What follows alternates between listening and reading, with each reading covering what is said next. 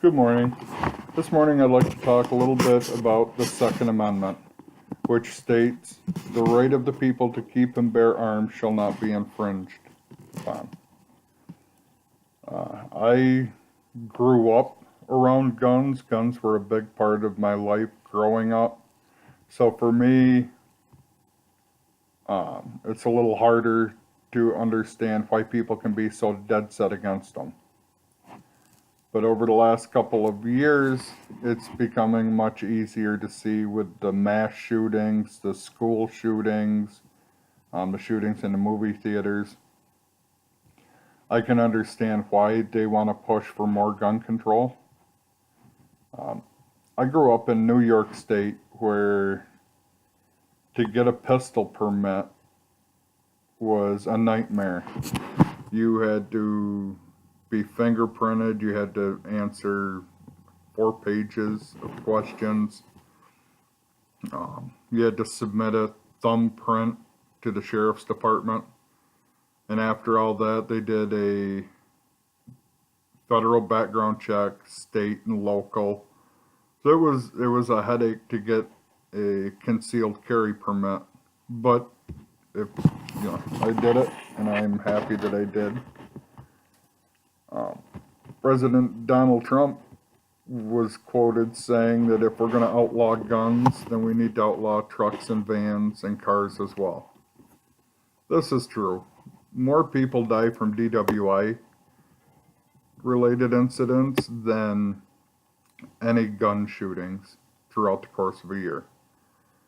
It's crazy to me that 16 years old, you can get in a car and take off driving. How much practice have you had? And that's a much bigger weapon than anything else.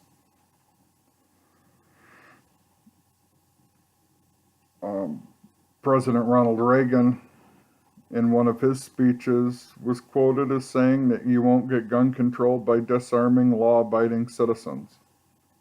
This is true. While a lot of guns used in fatal shootings were purchased legally, they were stolen, whether it was their child stealing them to take them to do a school shooting or just people breaking in.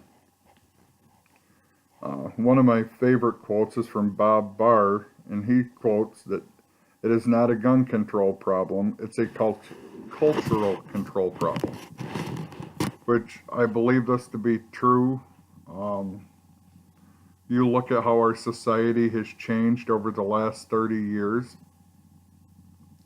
To me, it's crazy. I know growing up, if I disrespected or backtalked to my parents, I was probably going to get a spanking. And now, kids just run wild and crazy, and there's no repercussions for their actions.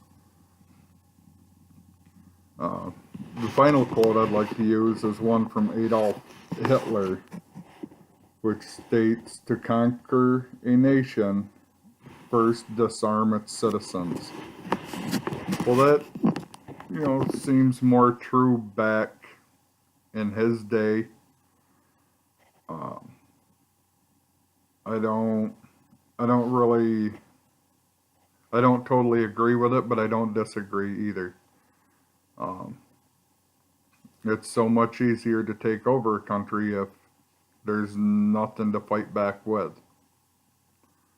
So, it kind of goes either way. I believe that we should have faith in our government, but I'm sure they did during some of the overtakings as well.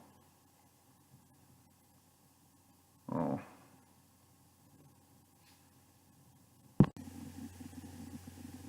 If you look at some of the mass killings that did not use a gun, such as Timothy McVeigh and his bombing the World Trade Towers, If somebody wants to hurt you, they're going to hurt you regardless of whether it's with a gun, a baseball bat, a stick, a spoon. It doesn't matter. Bad people are always going to be bad, and I believe we should have the right to defend ourselves from those bad people.